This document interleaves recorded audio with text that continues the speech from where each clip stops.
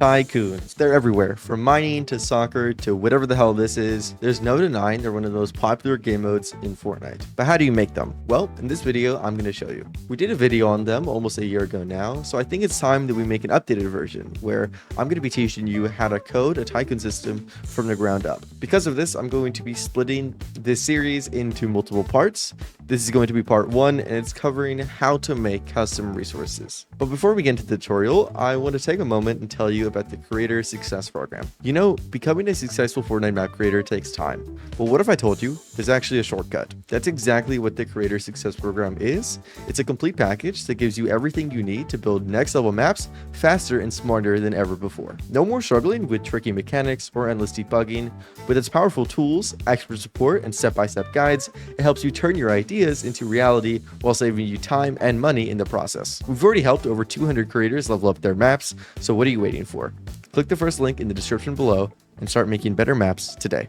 Alright, so to make custom resources, we're gonna need to first go ahead and create a Verse script. So I'll hit Verse Explorer, go ahead and right click on my project name, click Add New Verse File to Project, and I'll call this our manager and hit create. Then I'm gonna go ahead and double click this to open it up. So in this, what we want to do is create a class for each player whenever they join the game that will hold the currencies of that player. So I'll start off by tracking when players join the game by using player spawners and their spawned event. So I'll go in here and make an editable player spawners, and I'll make this an array of player spawner devices and initialize it with an array.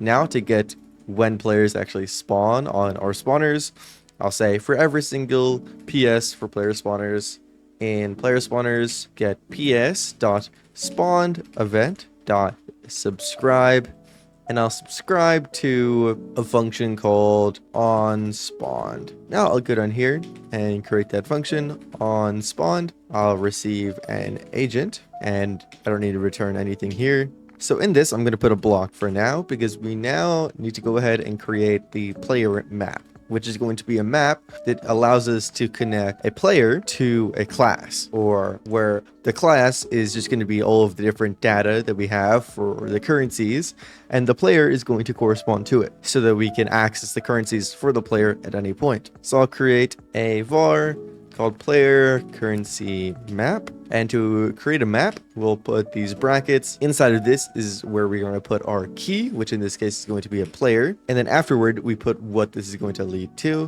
which we actually need to go ahead and create our class. So I'm actually going to go up here and say our player currency and initialize it just like any other class, like so. So now that we have this class, I can go down here and put it at the end of our map, and then just initialize this with an empty map.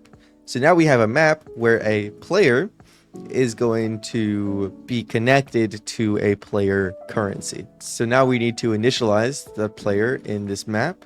So first I'll go ahead and get the player from this agent. So I'll say player is equal to player agent. This is going to convert our agent that we have here into a player. Then I'm going to say if not player currency map player. So this right here checks if the player is in the currency map, and we want to track whenever the player is not in the map so that we can initialize them. If we don't put this, then it's going to create a new instance, or it's going to create a new player currency every single time the player spawns. So if they're eliminated and then they respawn, we don't want them to create another instance, so we'll want to check first if they're in the map. After that though, we will then set that player currency. So alright, set player currency map player equal to a blank player currency, like so. And what's not necessarily needed, but what is pretty handy, is that if we go ahead and actually put our player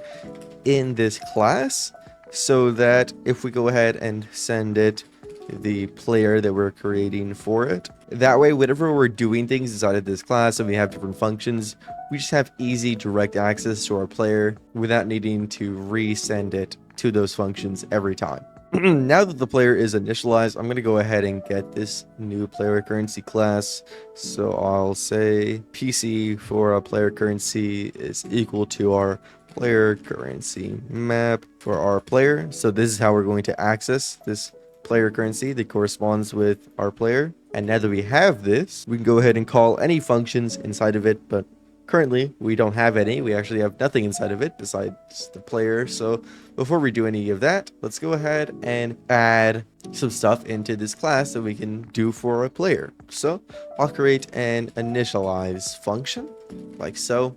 And in this, I'm going to put a block for now because I don't really have anything to initialize. So we're going to go up here and make some variables. So we're going to make our first currency amount. So I'll say var currency 1 of type float is equal to 0.0. So this is going to be our first currency amount. It's going to correspond with the player. I go ahead and create a second one. So I'll just duplicate this like so. And you can do this for as many currencies as you'd like. But we also want these currencies to display on the UI. So that's what I'll do. So in initialize, I'll call a function that is called setup UI. And now I'll go down here and make it that function. So in this, we're going to need a text block for each of these currencies.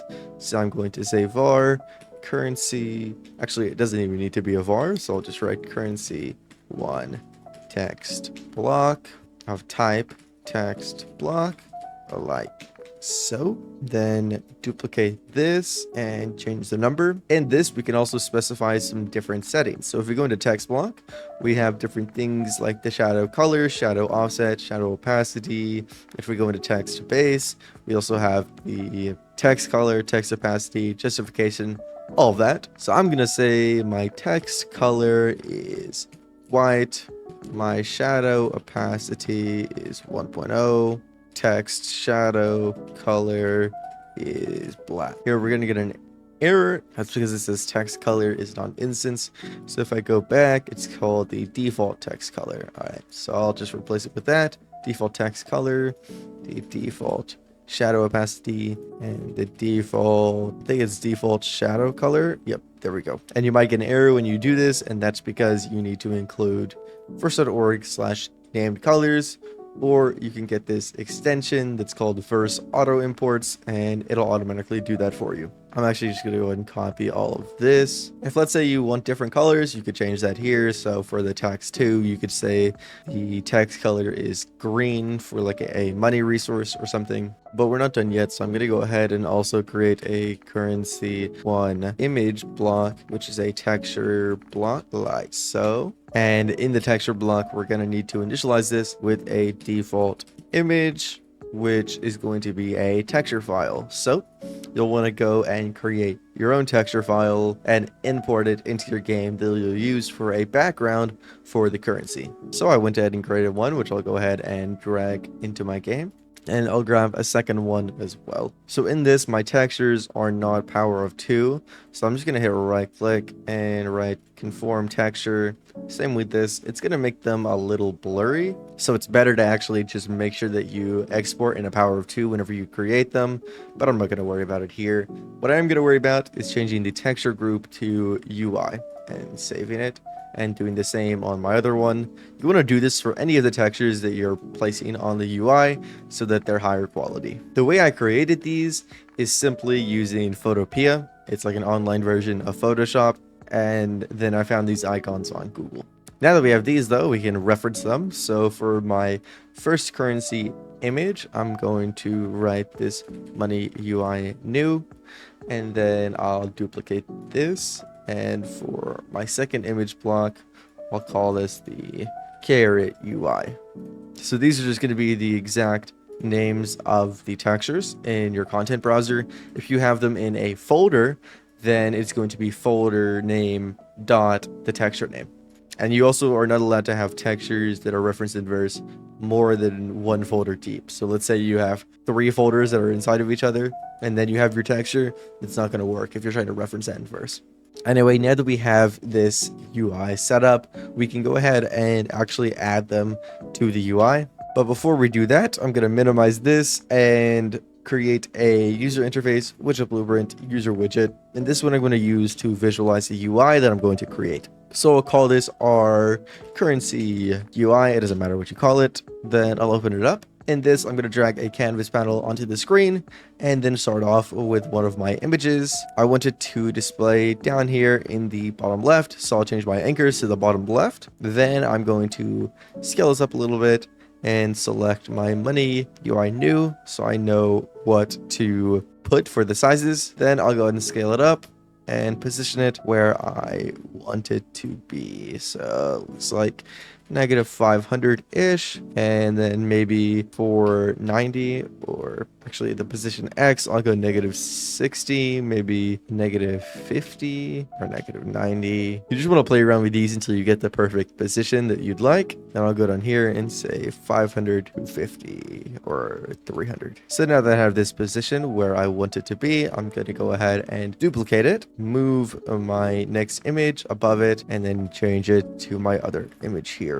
So now that I have both of these positioned where I'd like them to be in game, I'll go ahead and grab a UEFN text block. Do the same thing. I'm going to change the anchors. Then I'll position this where I want it to be. So around here, duplicate that and place it around there. And with that, we now have our UI set up. So we just want to copy all of these settings that we have here into our verse to set up our UI. So first, I'll need to get our player's UI before we actually add anything. So I'll say if our player UI is equal to get player UI, and then we want to get our player that's assigned to this class's UI. So you see here, it's really easy to get our player. If we didn't do this and assign the player here, then we would have to send the player whenever we initialize it and then send it to our setup UI function, and it's just more of a hassle, which is why this is very handy to have.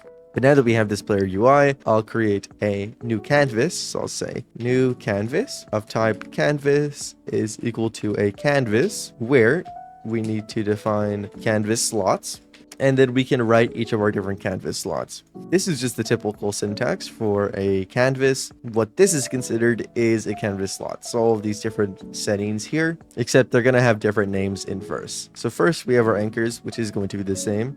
So I'll say canvas slot to define our canvas slot. And in this, the first thing I'll actually do is define a widget so that we don't get any more errors. So I'll say this widget is going to be our currency1 text block. And then we'll define our anchors, which as we can see are 0, 1, 0, 1.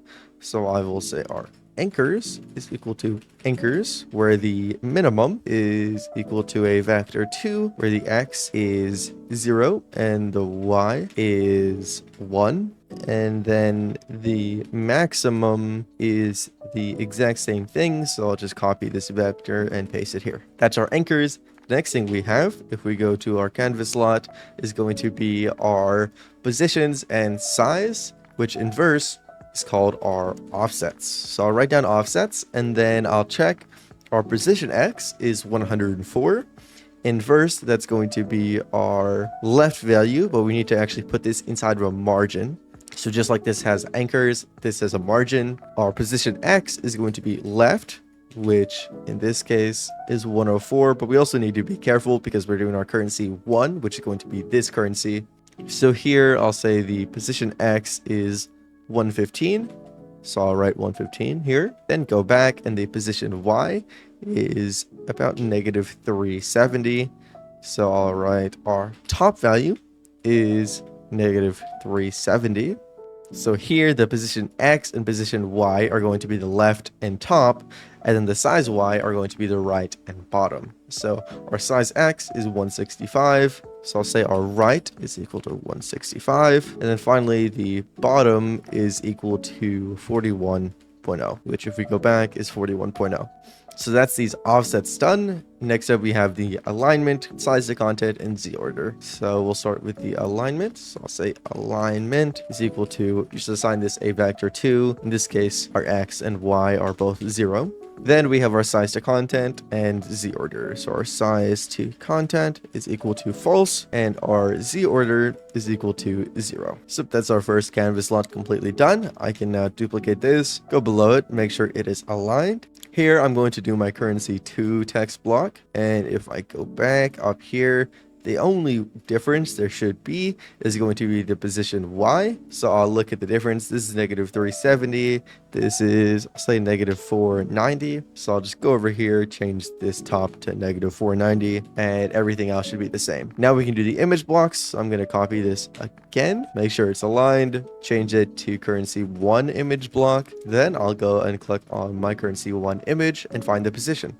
So the anchors, alignment, and everything else is the same. It's only the offsets that are going to be different here. So our position X is negative 80. So I'll change this to negative 80. If we go back, we have negative 500, 500, 300. So negative 500, 500, 300. And then again, we copy this one last time, except it will be our currency 2 image block. And the only thing that should change is our top value. So here it's negative 620 instead of negative 500. So I'll go ahead and change that. And with that, we now have this entire canvas created, which I can go ahead and minimize the slots. So with this canvas, what we need to do is add that canvas to the player UI. To do that, we'll just write player UI dot add widget new canvas. And now we have this new canvas added to the player's UI at the start of the game that has 2 images as well as our text block for currency 1 and 2. The last thing I'm actually going to do is take both of these currency 1 and 2 text blocks and move them into my player currency class. And that's just because I'm going to want to access them so I can change their text later. So it'll be easier if they're up here instead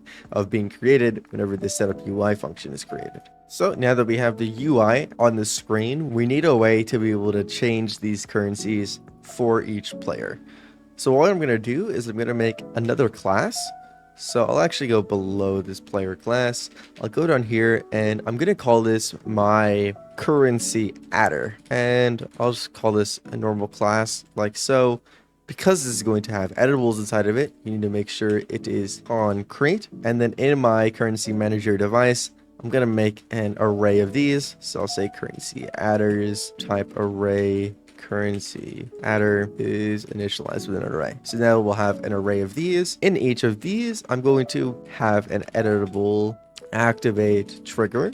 So this is going to be a trigger used to actually get the player and apply whatever currency we have in this. And then below that, I'll make an editable currency name so that we know what currency that we're trying to access is. So I'll make this a string and then I'll say a change amount and I'll call this a float. So now what we need to do is actually initialize our currency adders and get this trigger to actually do something. So I'll go down here and write for every single CA for currency adder in currency adders. I'll say CA.activate triggered event.subscribe, and I'll subscribe to that currency adder's activate function. So now I'll go up here and create that activate function, which is going to have an optional agent because that's what triggers return, and we'll just return void in this function. And then I'm going to go and convert this agent. So I'll say if an actual agent is equal to optional agent. So this is going to convert this agent that's an optional. And inside of this, we're going to need to add the currency name and amount to our custom player. So to be able to get our custom player or our player currency for this agent right here,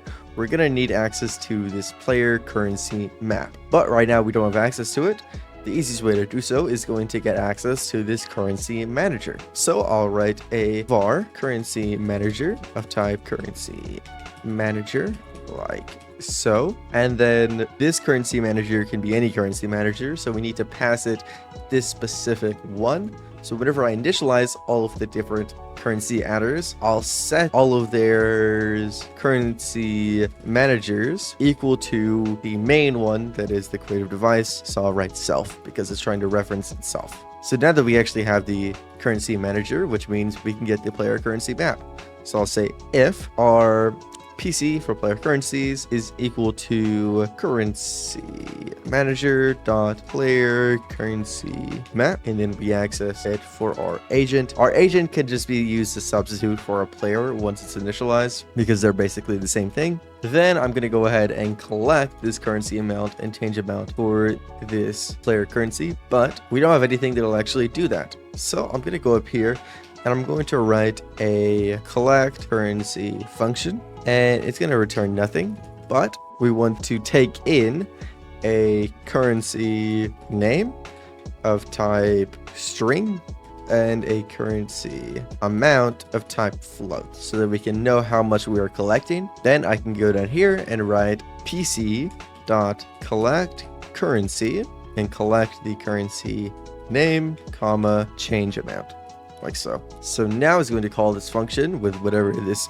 currency adder's name and amount is. So I can go up here to collect currency and say if currency name is equal to, let's say, currency 1, then I will set our currency 1 plus equal to whatever our currency amount is. And then you can do else if currency name is equal to currency 2, and then I will set currency 2 plus equal to currency amount. And then you want to continue doing that for any of the currencies that you've created. But just because our currency 1 is going to change, that doesn't mean that our text block is going to change. So what we need to do is make a function that's going to update the UI. So I'll just create an update currency UI, and I don't need to take in or return anything.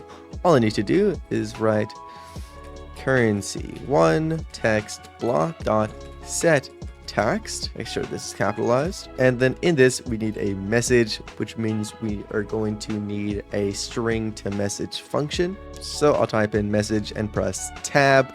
The reason that it automatically loads for me is because I'm using this Verse language snippets extension. It's pretty helpful. If you don't want to install that, you can just write this out. I'll call this function and then write my string inside of it where I'll just directly reference this currency 1 amount. Then I'm going to duplicate this whole line and just do the same thing for currency 2. There's one issue though, and that is these are floats and they're also not rounded or condensed. So if you have a really high currency number, it's not going to work. So we're actually going to have to make our own kind of custom string to message function that's going to round this number. So that if you have a really high number like 2 million, it doesn't just have a 2 with a bunch of zeros at the end. It'll display as 2M. So to do that, I'm going to create a function that I will call make rounded message. And in this, I'm going to take an amount of type float and return nothing. Eventually, we're going to return a message, but I'm going to leave it void for now so that we don't get any errors while we write it. So I'm going to start off by making a variable for our amount that is going to change. So I'll say our temp amount of type float is equal to amount. That way we can change it throughout the function.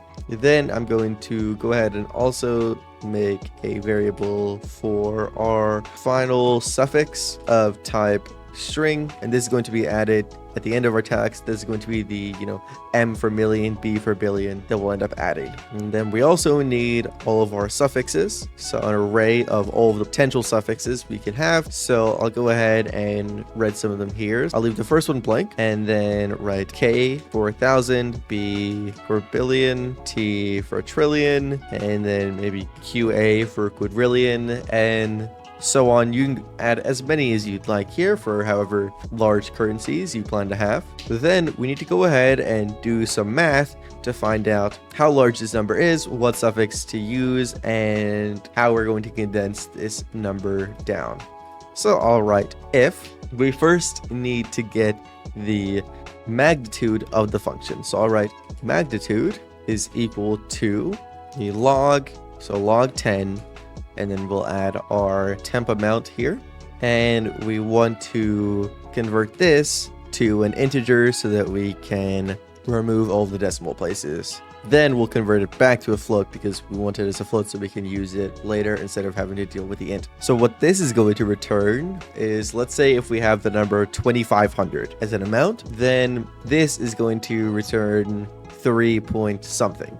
But the 3 is how many numbers there are after the first number. So because there's 3 numbers after the 2 in 2,500, this is going to return 3 point whatever, and then the integer is just going to turn that into just a 3. If you have something like 6.5 million, for example, this magnitude would be 6 because there's 6 different numbers after the first number. And because we have this, we can now get the corresponding suffix index by just dividing it by 3 and converting it to an integer. So I'll say our suffix index is equal to int of our magnitude divided by 3. Also, I did just realize that I skipped million here somehow, so I'll make sure to include that before I forget. So now that we have this suffix index is going to our magnitude divided by 3. So if it's 2500, our magnitude is 3, and divide that by 3, you get 1, which will represent this k here. If our magnitude is 6, then that divided by 3 is going to be 2, so it's going to be this m. So now we can go ahead and set our final suffix to that index. I'll say set final suffix equal to suffixes suffix index. Oh, we can't set something as we reference it, so we're going to have to split this up. So instead say our new suffix is equal to suffixes suffix index, and then we'll set the final suffix to this new suffix. So this will update our final suffix, and that's sorted, but we also need to change our temp amount so that it's actually rounded down. So we need a number to divide it by. If it's k, we need to divide it by 1,000. If it's m, we need to divide it by 1,000,000, and so on. And to get the amount, or the divisor, we're going to need to take 10 and put it to the power of our suffix index times 3. So I'll say power 10, and then suffix index times 3.0. So let's say our suffix index is 1 for thousands. It's going to multiply that by 3, and 10 to the power of 3 is 1,000.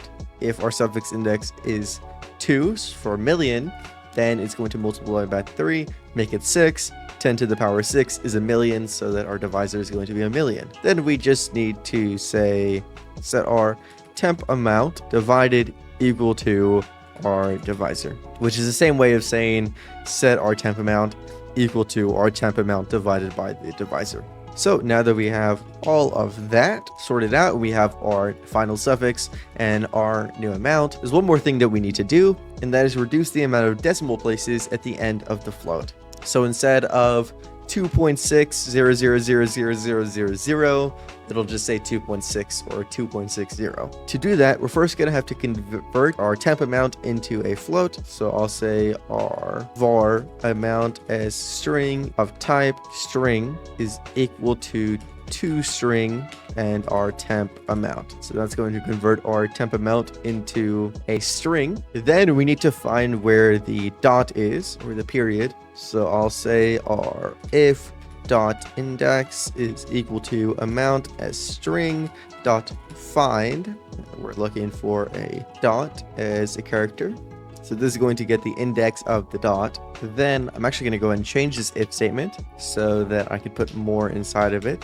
So after I get the dot index, then I'm going to go and slice the string. So this allows us to take a section out of a string from 2 different indexes inside of it.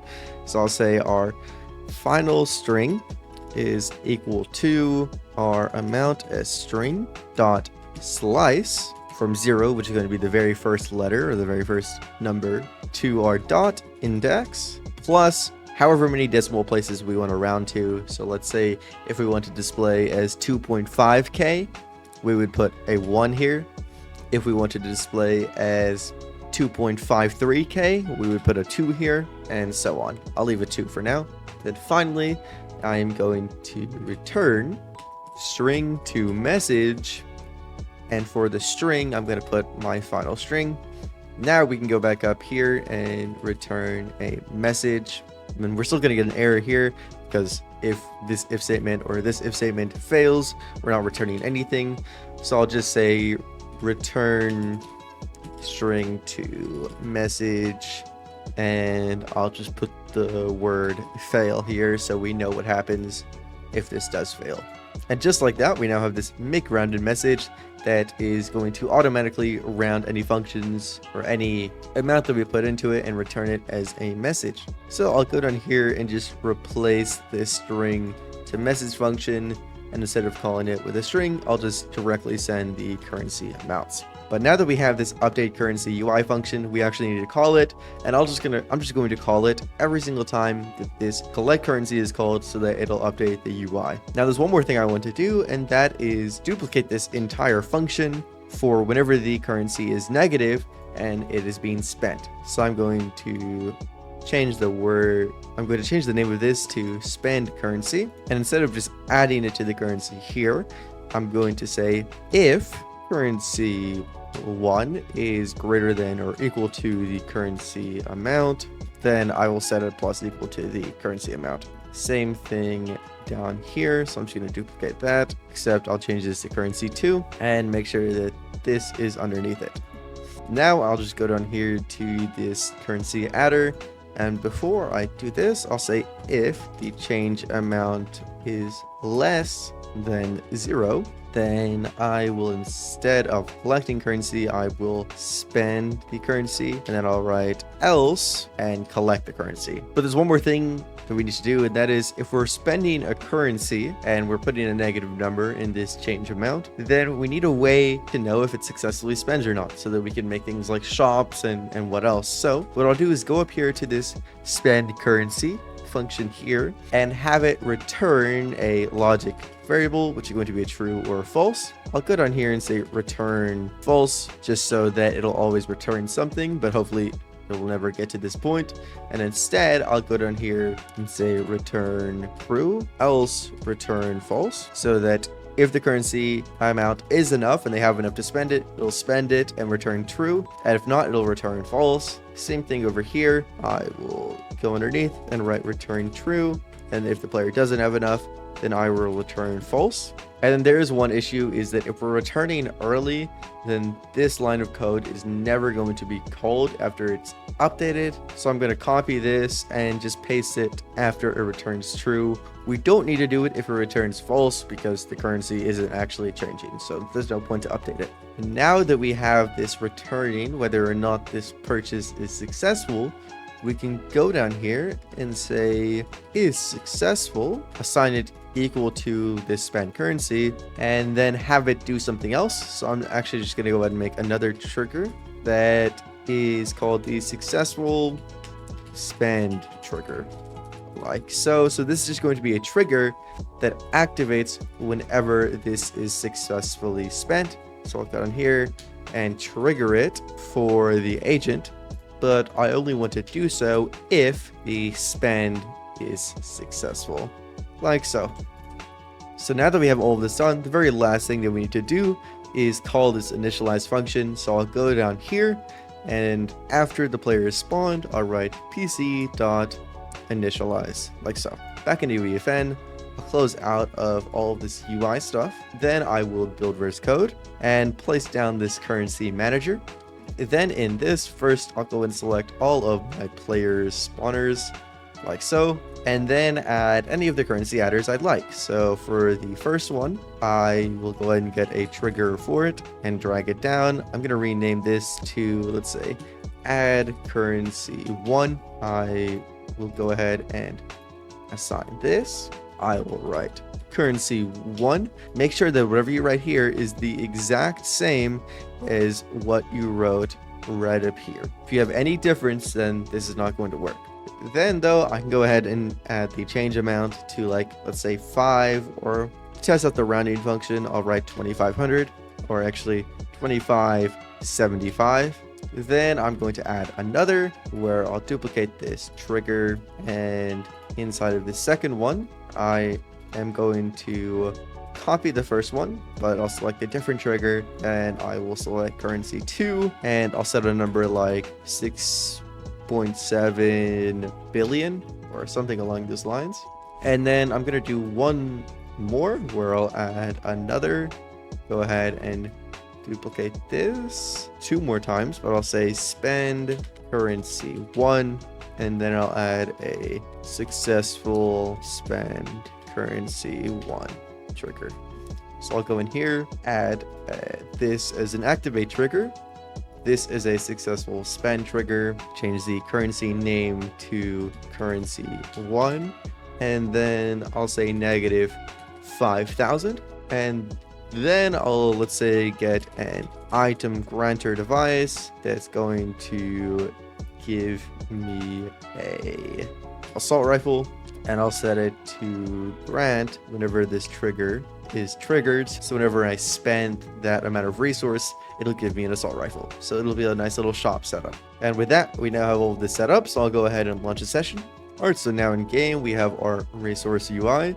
And if I go over here and collect one of the resources, we're going to have some issues. First is our random amount does not include our suffix, and we're also getting a fail on resources that don't have anything. So I'm going to go ahead and end the game, go back into the verse code, and make some adjustments. So in our make a rounded message, we need to go ahead and change this so that it includes our final string here, and also our final suffix, like so. This way it's going to include the suffix, and then here instead of fail we could just go ahead and replace that to 0.0. That's the only case in which it will fail.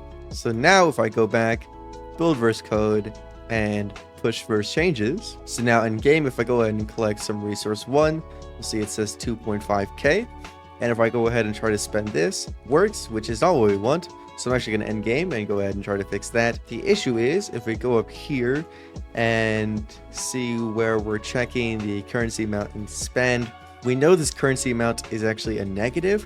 So whenever we check it, we need to check the absolute value of it because it's always going to be higher than a negative number. That should be the last issue. So if we go ahead and build verse code one more time and push verse changes, then in game, hopefully third time's the charm, I can hit this, it hits 2.5k, I can try to spend, it's not going to work, but then I go ahead and collect this again, and now that I have more than 5k, I can go ahead and spend it, get my assault rifle, and it'll remove the resources and no longer work. And I can also go ahead and collect this one, which is going to collect my 6.7 billion. The very last thing I'll do is at the start of the game, I don't like how there is no text blocks. So I'm going to go ahead and call this update currency UI function right after initializing so that it will update at the very start and initially be set to 0.